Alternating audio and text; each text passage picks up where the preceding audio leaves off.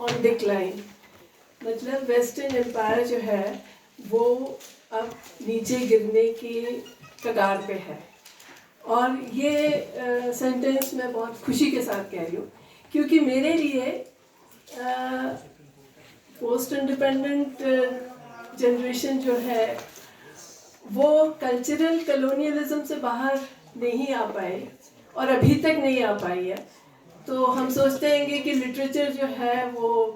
England के बारे में जानना, लंदन के बारे में जानना, फ्रेंच लिटरेचर,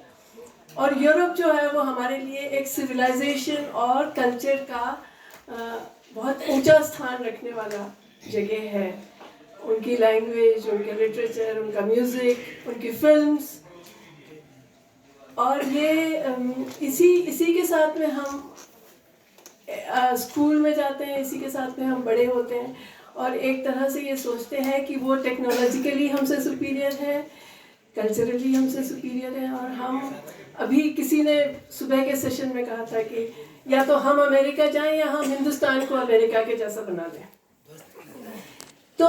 सबसे पहले तो मैं ये कहना चाहती हूँ कि यदि इतिहास देखें तो यूरोप का इतिहास देखने के बाद में उस सिविलाइजेशन के लिए आदर होने की बजाय उस सिविलाइजेशन के प्रति मेरे दिल में बहुत गुस्सा है और बहुत नफरत है, क्योंकि यूरोप जो है वो रिप्रेजेंट करता है जेनोसाइड। सबसे पहले जब इंडस्ट्रियलाइजेशन हुआ और उनके यहाँ पे पॉपुलेशन सरप्लस थी, तो अमेरिका में, ऑस्ट्रेलिया में, न्यूजीलैंड में वहाँ के इंडिजिनस लोगों को मार के वो सारी जगह पे उन्होंने अपना प्रॉस्पेरिटी और डेवलपमेंट किया। यूरोप का इतिहास है स्लेवरी, जो इतना सारा डेवलपमेंट हुआ है वो अफ्रीकन पॉपुलेशन को स्लेव बना के लेके आए। यूरोप का इतिहास है कलोनियलिज्म, कलोनियल लूट। हिंदुस्तान में 200 साल तक जब उन्होंने राज किया तो इतने सारे फेमीन्स क्रिएट किए ब्रिटिशर्स ने, जो कि मुगल साम्राज्य में नहीं थे। अच्छा भला बंगाल, जो कि बड़ा प्रॉस्पेरस रीजन था, 1770 में उसका पहला फेमीन हुआ और 10 मिलियन लोग, मतलब 1 करोड़ लोग उसमें मारे गए। और आखिरी जब ब्रिटिश जाते रहे तब 1943 में बंगाल में जो फेमीन हुआ उसमें फिर से 3 करोड़ लोग मरे, नहीं 3 मिलियन, 3 या 5। तो जो हिंदुस्तान का और उनकी जितनी कॉलोनीज थी, क्योंकि ट्रॉपिकल रीजन में खेती होती थी, पैदावार होती थी, मैन्युफैक्चरिंग था, कल्चर था, वो सारा का सारा लूट करके अपनी प्रॉस्पेरिटी बनाई। इस बात को इतना ज़्यादा हम लोग सोचते नहीं है जब तक कि पूरा इतिहास ना पढ़े। कॉलोनियल लूट, और जब वर्ल्ड वॉर 2 के बाद में उन्होंने अपने कॉलोनीज को फ्री किया तो अमेरिका की लीडरशिप में इंपीरियलिस्ट इंफ्रास्ट्रक्चर से थर्ड वर्ल्ड कंट्रीज के सारे सरप्लस को अप्रोप्रिएट करना, थर्ड वर्ल्ड मार्केट्स को यूज़ करना, और तीसरी दुनिया के जो बहुत नेचुरल रिसोर्सेज थे उन सब पे अपना अधिकार जमाना, अपने रिजीम्स यहाँ पे डालना, जगह जगह पे डिक्टेटरशिप डालना जो कि उनको सहायता दे। ये सारा इतिहास जिसका रहा है, यदि वो आज डिक्लाइन पे है तो ये हमारे लिए खुशी की बात है। अब मैं ये कहना चाह रही हूँ कि थोड़ा सा मैं डिस्क्राइब करूँ कि डिक्लाइन से मेरा क्या मतलब है। पहली बात तो ये बताना चाह रही थी कि अमेरिका, जिसने कि ब्रिटेन की जगह ले ली सेकेंड वर्ल्ड वॉर के बाद में, ब्रिटेन वुड में एक कॉन्फ्रेंस हुई जिसके अंदर उन्होंने कहा कि अब हम ये दुनिया में जिस तरह का इकोनॉमिक्स है, जिस तरह का फाइनेंस है, जिस तरह का ट्रेड है, उस सब को अपनी तरह से, जितना अंग्रेजी में यूज करें वो ठीक है ना, उसको हम अपनी तरह से जमाएंगे। मैं कह रहा हूँ कि यहाँ बहुत सारे रूरल बैकग्राउंड की महिलाएं भी हैं, आदिवासी, तो लोगों को थोड़ा जितना ही हिंदी में बोलिएगा तो ज़्यादा कम्युनिकेट, अंग्रेजी जब मजबूरी हो जाए तब बोलिए। यदि आप लोगों को किसी को भी समझ में नहीं आ रहा है तो प्लीज़ खड़े होकर मुझसे प्रश्न पूछ सकते हैं बीच में रोक के, लेकिन यदि आप ऐसा कहेंगे कि मैं उस तरह से बोलूँ तो मेरा वो मोमेंटम खत्म हो जाएगा। हमने सलाह की तो ये तय किया कि व्यापार कैसा हो, करेंसी क्या हो, फाइनेंस क्या हो, अरेंजमेंट्स क्या हो। तो वो सारे में जो इंग्लैंड का जितना कुछ साम्राज्य था वो खत्म होने के बाद में इंग्लैंड की जो जगह थी वो अमेरिका ने ली। और अमेरिका ने ये कहा कि डॉलर जो है, हमारी जो करेंसी है, वो ग्लोबल करेंसी बन जाएगी। दुनिया के सब देशों को व्यापार करना डॉलर में संभव होगा, क्योंकि हम ये वादा करते हैं कि आपके पास जितने भी डॉलर होंगे उसके बदले में हम आपको सोना देंगे, गोल्ड हमारे पास में रहेगा। और जो भी लोग डॉलर में व्यापार करेंगे, और जब भी कोई कंट्री ये चाहेगी कि ये डॉलर को हम गोल्ड में कन्वर्ट करना चाहेंगे, तो हम डॉलर को गोल्ड में कन्वर्ट करेंगे। तो इसलिए डॉलर जो था वो पूरी दुनिया का करेंसी बन गया, ग्लोबल करेंसी बन गया दूसरे विश्व युद्ध के बाद में। लेकिन वो जो भी उन्होंने डॉलर को ग्लोबल करेंसी बनाया, उसके बाद में जो उन्होंने कोरियन वॉर से लेकर के जगह जगह पे लड़ाई की, वियतनाम की वॉर, आखिरी वॉर समझिए, तब डॉलर इतना ज़्यादा दुनिया में फैल गया, डॉलर करेंसी, कि फिर अमेरिका को लगा कि अब हम इस डॉलर को गोल्ड से रिप्लेस करने में नहीं कर सकते, गोल्ड से रिप्लेस। तो 1971 में अमेरिका ने कहा कि अब हम, आपके पास जो भी डॉलर है, हम उसका गोल्ड बैकिंग हटाते हैं, और आप चाहें तो डॉलर में व्यापार करें, नहीं चाहे तो नहीं करें, ऐसा उन्होंने कहा। लेकिन वो चाहते थे कि डॉलर की डिमांड बनी रहे, और ये डॉलर की डिमांड बनी रहने में उनको दो फायदे हुए। एक तो ये कि जब उन्होंने कहा कि ठीक है, मतलब जब ब्रिटेन वुड हुआ था, तो जब डॉलर यूनिवर्सल करेंसी हुआ था, तो हर देश की करेंसी, जैसे हिंदुस्तान का रुपया है, वो डॉलर,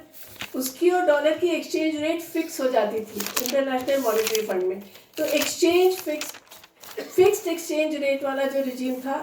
1971 में वो ख़त्म कर दिया, और उन्होंने कहा अब करेंसी की जो वैल्यू है डॉलर के हिसाब से, वो करेंसी की जितनी डिमांड होगी उस तरीके से तय होगी। तो जब उन्होंने फिक्स्ड एक्सचेंज रेट ख़त्म करके कहा कि अब बाज़ार में करेंसी की वैल्यू तय होगी, तो करेंसी के एक्सचेंज में स्पेकुलेशन, कि आप इतने रख लीजिए, फिर उसको अगले दाम पे बेच दीजिएगा बड़े दाम पे, इस तरह से मुनाफा बनाने की प्रक्रिया जो है वो बहुत ज़बरदस्त तरीके से शुरू हुई। और दूसरा ये हुआ कि जब ओपेक कंट्रीज ने, जो ऑयल प्रोड्यूसिंग देश थे, अरब देश जो थे, उन्होंने जब कहा कि हम तेल का भाव जो है वो बढ़ाएंगे और तेल को उस तरीके से देंगे, तो वो तेल सारा बेचा जाता था डॉलर में, और वो जो डॉलर उनके पास में आते थे तेल बेच के, वो सारे के सारे डॉलर वो अमेरिका में इन्वेस्ट कर देते थे, क्योंकि अमेरिका में इन्वेस्ट करना सबसे अच्छा। तो 1970 का दशक एक ऐसा दशक था जब अमेरिका, जो कि एक इंडस्ट्रियल कंट्री था, मैन्युफैक्चरिंग करता था, और इसीलिए पूरे कैपिटलिस्ट वर्ल्ड का राजा बना था, उसने मैन्युफैक्चरिंग से फाइनेंस पे ट्रांसफ़र किया। ये मैं आपको इतना डिटेल में इसलिए समझा रही हूँ कि पहले सेशन में 2-3 बार फाइनेंस की बात हुई, और ये कहा गया कि ये फाइनेंस जो है, ग्लोबल फाइनेंस, वो हमारे देशों के इकोनॉमिक पॉलिसी के ऊपर अपनी वो ज़बरदस्ती करता है, हमें ज़बरदस्ती करता है कि हम इस तरह की इकोनॉमिक पॉलिसी बनाएं, हमें फ्रीडम नहीं देता फाइनेंस, जो इंटरनेशनल फाइनेंस रहता है। तो ये फाइनेंस की शुरुआत अमेरिका में 1970 के दशक से हुई, और उसके बाद में धीरे धीरे इनके इंडस्ट्रीज और मैन्युफैक्चरिंग बंद होते रहे, और आज के दिन अमेरिका की पूरी इकोनॉमी जो है वो 3 चीज़ों पे टिकी हुई है। एक फाइनेंस, दूसरा आउटलेज ऑन आर्मामेंट, जो जगह जगह पे जो इन्होंने वॉर कराई है और आर्मामेंट बेचे, और तीसरा थोड़ी सी 3-4 हाईटेक इंडस्ट्रीज जो कि फाइनेंस के साथ में जुड़ी हुई है और जो बहुत सारा प्रॉस्पेरिटी, बहुत सारा पैसा और वेल्थ को कंट्रोल करती हैं। बाकी छोड़ करके अमेरिकन इकोनॉमी में डी इंडस्ट्रियलाइजेशन है, मतलब जो इंडस्ट्रीज थी वो बंद हो गई, जो मैन्युफैक्चरिंग था वो बंद हो गया। तो इसके चलते कुछ लोगों के पास में बहुत सारी वेल्थ है और बाकी जो जनरल लोग हैं उनके पास में बेरोजगारी है, स्टैग्नेंट वेजेस हैं और सचमुच में बहुत सारा कर्जा है। क्रेडिट कार्ड का कर्जा है, एजुकेशन का कर्जा है, तरह तरह का कर्जा है। तो अमेरिका की सोसाइटी आज पूरी सोसाइटी प्रॉस्परस सोसाइटी नहीं है। आप लोगों ने जब ममदानी इलेक्ट होके आया न्यूयॉर्क में तब अखबारों में पढ़ा होगा कि न्यूयॉर्क में कितना अनएम्प्लॉयमेंट था और कैसा वो सेक्शन था जिसने कि ममदानी को इलेक्ट किया। तो अमेरिका की जनरल सोसाइटी और पॉलिटी जो है वो एक बहुत ही नाजुक से इक्विलिब्रियम में अभी है। और दूसरी एक बहुत बड़ी बात जो हो रही है वो ये हो रही है कि जब अमेरिका ने कह दिया कि हम गोल्ड नहीं देंगे तब भी डॉलर ग्लोबल करेंसी बनी रही, लेकिन पिछले कुछ सालों में बहुत सारे देशों ने, जिसको कि मैं भी थोड़ा और डिटेल में आपको बताऊंगी, डॉलर की बजाय अपने लोकल करेंसी में व्यापार करना शुरू किया। इसलिए डॉलर की डिमांड दुनिया में तेजी से कम हुई है और कम होती जा रही है। और यदि डॉलर की डिमांड कम हो जाएगी, क्योंकि अमेरिका की पूरी ताकत डॉलर के ऊपर टिकी हुई है, और डॉलर की यदि डिमांड कम होती जाएगी तो पूरी अमेरिकन इकोनॉमी का बैंकिंग, अमेरिकन इकोनॉमी का फाइनेंस, सब कुछ खतरे में आएगा। तो इसलिए अभी जो कुछ भी ट्रम्प कर रहा है, ट्रम्प पागल नहीं है।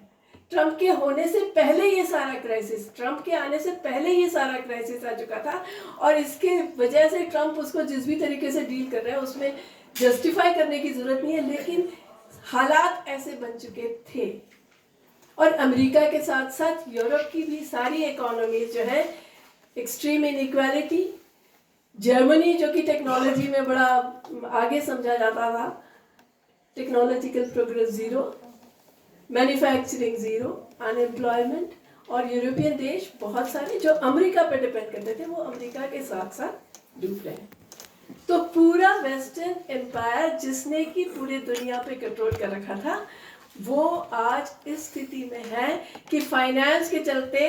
फाइनेंस में बबल क्रिएट होता है, जो आपने सुना होगा 2008 में बबल था, वो बर्स्ट हुआ, उसके बाद में बहुत सारे लोगों को नुकसान हुआ। तो उस तरह का फिर से बबल क्रिएट होगा, उस तरफ फिर से इंस्टेबिलिटी होगी और ये लोग जो दुनिया के ऊपर राज्य कर रहे थे और दुनिया के लीडर थे, अब इस रोल को निभाने में सक्षम नहीं रहे। दूसरी जो बात हुई है, बहुत सारे तीसरी दुनिया के देश जो थे, जो डेवलपिंग कंट्रीज जिनको कहा जाता है, जो कॉलोनीज थे, जो छोटे छोटे कंट्रीज थे अफ्रीका में, एशिया में, लैटिन अमेरिका में, वो सारे के सारे इस फाइनेंस के चलते कर्जे में डूबे हुए हैं। और वो कर्जे के उनके पास मतलब जितना भी इनकम आती है, एक्सपोर्ट ओरिएंटेड ग्रोथ, उन्होंने कहा आप एक्सपोर्ट करिए, आपको डॉलर मिलेंगे, फिर आपका डेवलपमेंट होगा। जो एक्सपोर्ट करते हैं, एक तो वो एक दूसरे से कम्पीट करके एक्सपोर्ट करते हैं और फिर एक्सपोर्ट करके जो डॉलर मिलते हैं वो सारा ब्याज देने में या कर्जा चुकाने में चले जाते हैं। तो विकास के नाम पे उनके पास में कोई भी रिसोर्स अवेलेबल नहीं रहता, जो उनके इंडिजिनस खेती के और बाकी चीज़ों के रिसोर्सेज थे वो सब इस व्यापार के चक्कर में खो चुके हैं। तो बहुत सारे कंट्रीज जो हैं वो डेट में हैं, लेकिन साथ में जो एक डेवलपमेंट हुआ है वो ये हुआ है कि एशिया के कुछ कंट्रीज का बहुत ज़बरदस्त ग्रोथ और डेवलपमेंट हुआ, जिसमें कि चाइना हेड्स द लिस्ट।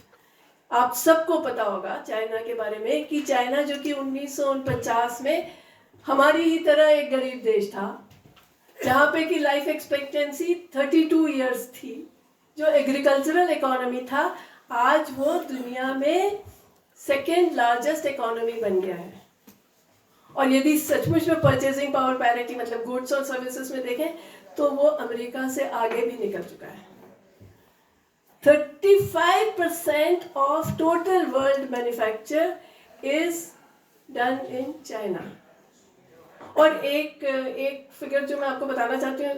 जब मैं फाइनेंस की बात कर रही थी कि पूरा फाइनेंस का ही खेल है, फाइनेंस से ही प्रॉफिट बनते हैं, फाइनेंस में ही लोग बाग रहते हैं, उसका एक फिगर देना चाहती थी कि जो ग्लोबल डेट है, जो कर्जा है पूरी दुनिया का, वो दुनिया में जो दुनिया की पूरी जीडीपी है, जितना प्रोडक्शन होता है उसका 3 गुना ज़्यादा है। मतलब जो आप रियल इकोनॉमी में बना रहे हैं उससे 3 गुना ज़्यादा तो आपने फाइनेंस का बबल क्रिएट कर रखा है। उसके बनिस्बत मैन्युफैक्चरिंग में चाइना ने बहुत तरक्की की है, टेक्नोलॉजी में चाइना ने बहुत ज़्यादा तरक्की की है, और आजकल जो इंफॉर्मेशन और कम्युनिकेशन टेक्नोलॉजी जो है उसमें चाइना अमेरिका के बराबर है। कुछ वो सेमीकंडक्टर चिप्स वगैरह छोड़ करके अधिकतर टेक्नोलॉजीज में जो आजकल एनवायरनमेंट की बात आती है तो एनवायरनमेंट फ्रेंडली टेक्नोलॉजी में चाइना इज़ फर्स्ट। तो चाइना ने जो टेक्नोलॉजी में और मैन्युफैक्चरिंग में इतने कम समय में इतना बड़ा विकास किया है, वो दुनिया के इतिहास में पहले कभी देखा नहीं गया। इस बात को हम उतने ही इम्पॉर्टेंट के साथ में मानना चाहते हैं जितने इम्पॉर्टेंट के साथ में हम ये जानना चाहते हैं कि वेस्टर्न एम्पायर जो है वो ख़त्म होने के कगार पे है। तो चाइना एक्चुअली 2001 में कैपिटलिस्ट वर्ल्ड में गोल्डमैन सैक्स के रिसर्च इंस्टीट्यूट में ये कहा गया कि ये कुछ इकोनॉमीज जो हैं ये बड़ी तेज़ी से तरक्की कर रही हैं और इनको G7 के अंदर इंक्लूड करना चाहिए, जिसमें चाइना था, इंडिया था, रशिया था और ब्राज़ील था। ये 4 इकोनॉमीज बड़ी तेज़ी से बढ़ रही हैं और इनको आप उसके वर्ल्ड कैपिटलिस्ट कोर ग्रुप जो है उसके अंदर इंक्लूड करिए, बड़ा इंक्लूसिव बनने के लिए। लेकिन इतिहास ने इन लोगों के लिए एक दूसरी ही भूमिका तय की थी। ब्रिक कंट्रीज, ये 4 कंट्रीज की पहली समिट मीटिंग हुई थी, समिट यानी बड़े बड़े लीडर्स के साथ में जो मीटिंग हुई थी वो रशिया में हुई थी। उसके बाद में 1910 में साउथ अफ्रीका ने भी इसको ज्वाइन किया तो ये ब्रिक्स बन गया। तो BRICS is Brazil, Russia, India, China and South Africa. ये 5 कंट्रीज ने शुरू में तो ये कहा कि भाई IMF में हमें जगह दो, वर्ल्ड के सारे जगह जो फाइनेंशियल इंस्टीट्यूशंस हैं, इकोनॉमिक इंस्टीट्यूशंस हैं, उसमें प्रोपोर्शनेटली हमारा कोटा ज़्यादा होना चाहिए, इस वर्ल्ड कैपिटलिस्ट फ्रेम में हम लोगों का हिस्सा बढ़ना चाहिए क्योंकि अब हम बड़े बन गए हैं, हम ग्रो कर रहे हैं। लेकिन उसके बाद में इन्होंने देखा कि ये संभव नहीं है, ये नहीं हो रहा, तो इन्होंने एक अल्टरनेटिव बनाना शुरू किया। और ये अल्टरनेटिव 2010 से 2025 तक बहुत प्रोग्रेस कर चुका है। इन्होंने एक न्यू डेवलपमेंट बैंक बनाया जिसमें इन्होंने कहा कि हम लोकल करेंसी में ब्रिक्स कंट्रीज़ को और जो तीसरी दुनिया की कंट्रीज़ हैं उनको लोन देंगे इन्वेस्ट करने के लिए। फिर इन्होंने कहा कि जितने कंट्रीज़ हैं आपस में यदि डॉलर छोड़ के ट्रेड करना चाहते हैं लोकल करेंसी में तो वो फैसिलिटेट करने के लिए हम सहायता देंगे। और ब्रिक्स का एक बहुत बड़ा जो ऑब्जेक्टिव रहा है जिसमें वो बड़े सफल हुए हैं वो ये है कि इन्होंने बड़े पैमाने पे $D